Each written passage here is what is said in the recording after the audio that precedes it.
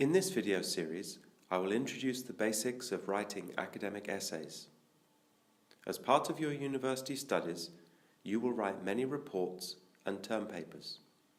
Understanding what is expected in your written assignments is a key to performing well. First, let's understand the fundamental characteristics of university education.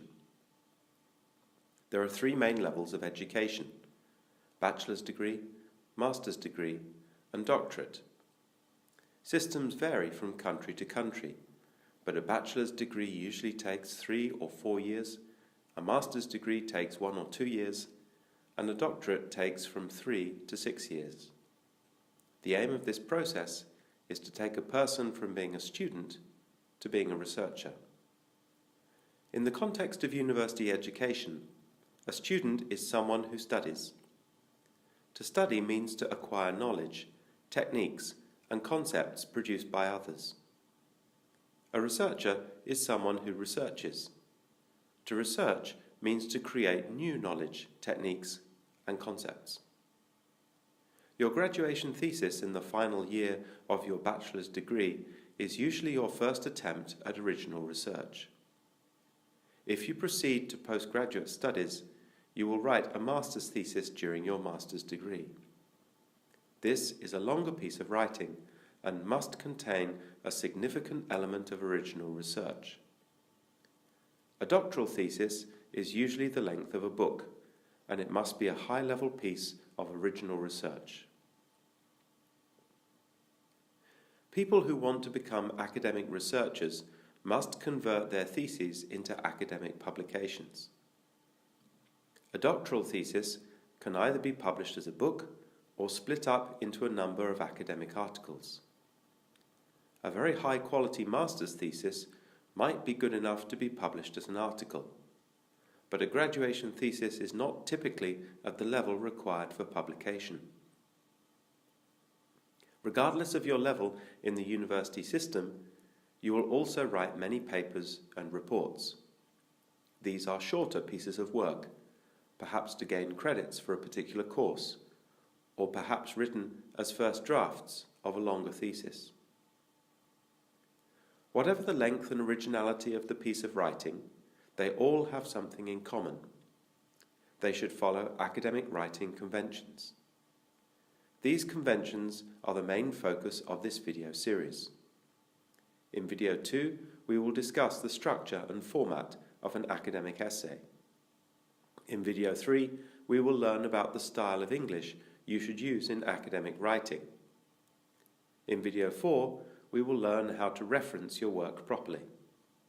And finally, in video 5, we will discuss research ethics and using the internet as a research resource.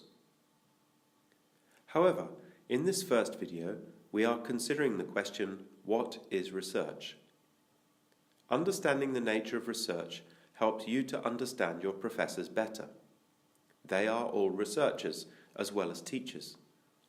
It also helps you to understand where we are trying to take you as students. It's helpful to think of research in this way. Human beings have built up a huge body of knowledge over the past few millennia.